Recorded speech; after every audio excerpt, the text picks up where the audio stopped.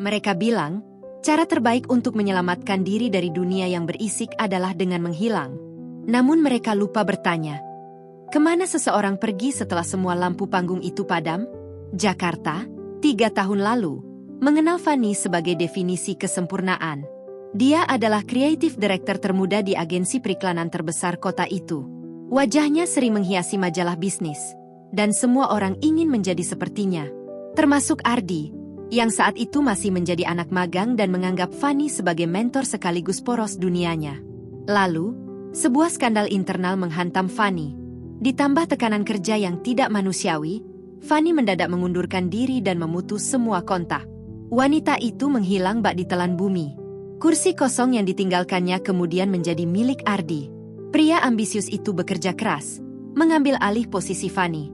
Kini, nama Ardi terkenal di industri. Dia memiliki mobil mewah, apartemen di pusat kota. Namun, di puncak itu, Ardi justru menemukan racun yang sama dengan yang Fanny rasakan dulu. Kesepian yang mencekik dan perasaan bahwa dirinya hanya dimanfaatkan. Hingga akhirnya, di pertengahan musim panas tahun ini, Ardi memutuskan untuk lari. Berkedok perjalanan bisnis ke Jepang, ia mendarat di Kyoto hanya untuk mencari ruang bernapas. Siang itu, matahari Kyoto bersinar sangat cerah. Langitnya bersih, memantulkan warna biru yang tenang pada riak air sungai Kamogawa. Ardi berjalan menyusuri pinggiran sungai. Wajahnya kusut, kepalanya masih berisik oleh rentetan surel pekerjaan yang sengaja ia abaikan. Lalu, mata Ardi menangkap sesosok wanita yang sedang duduk di undakan batu dekat air. Tidak ada riasan tebal, tidak ada sepatu hak tinggi. Tapi senyum wanita itu begitu lepas saat melihat seekor burung bangau melintas di atas sungai. Mbak Fanny.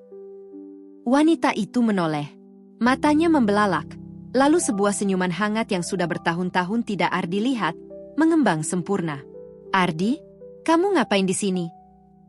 Hari itu berubah menjadi awal dari sebuah teka-teki yang Ardi pikir sudah ia temukan jawabannya. Fanny membawa Ardi berkeliling Kyoto. Selama 3 hari berikutnya, mereka duduk di taman kota, mengagumi arsitektur kuil kuno yang tenang, dan menikmati es krim matcha di pinggir jalan sambil tertawa bersama. Mereka mengobrol berjam-jam tanpa sekalipun membahas dunia kerja. Kamu kelihatan jauh lebih bahagia di sini, Mbak, kata Ardi. Ardi menatap profil wajah Fanny dari samping, merasakan debaran yang dulu selalu ia pendam kini kembali dengan jauh lebih kuat. Ia melihat Fanny sebagai seorang wanita yang jiwanya sangat ia pahami. Dan entah sejak kapan, Ardi sadar ia telah jatuh cinta. Fanny hanya tersenyum tipis. Kyoto itu tenang. Di sini, nggak ada yang kenal siapa Fanny. Nggak ada yang menuntut apa-apa. Mendengar itu, ada rasa iri yang menyusup ke hati Ardi. Ia merasa Fanny adalah orang yang paling beruntung di dunia karena berhasil lepas dari lingkaran setan Jakarta. Sementara dirinya masih terjebak, memakai topeng kesuksesan yang setiap hari rasanya semakin berat. Malam terakhir Ardi di Kyoto pun tiba. Mereka berdiri di atas jembatan yang melintasi sungai Kamogawa. Permukaan sungai kini dihiasi pantulan lampu-lampu kota yang temaram, menciptakan suasana yang begitu intim. Ardi memandang Fanny, tahu bahwa besok ia harus pulang ke Jakarta. Rasa takut kehilangan wanita itu untuk kedua kalinya membuat Ardi memberanikan diri. Fanny, Ardi memanggilnya tanpa embel-embel, Mbak. Fanny menoleh, sedikit terkejut. Aku nggak mau balik ke Jakarta dan pura-pura semuanya baik-baik saja, kata Ardi, suaranya agak bergetar. Aku cinta sama kamu. Ikut aku balik ke Jakarta. Kita mulai lagi dari awal. Kita bangun hidup baru sama-sama. Aku bisa jamin semuanya. Fanny terdiam. Alih-alih tersenyum atau tersipu, sebaris air mata justru jatuh melewati pipi wanita itu. Fanny tersenyum.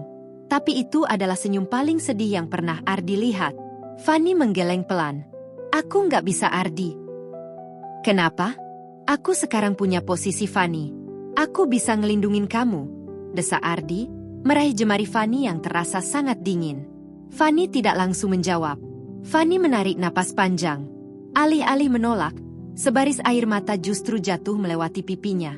Tatapannya mendadak kosong, menatap pantulan lampu kota di permukaan sungai Kamogawa. Kamu pikir aku beruntung karena berhasil keluar dari Jakarta di? Bisik Fanny. Suaranya parau. Semua foto dan cerita indah yang aku taruh di media sosial, Itu semua bohong. Cuma topeng supaya orang-orang di Jakarta mengira aku kuat setelah dihancurkan.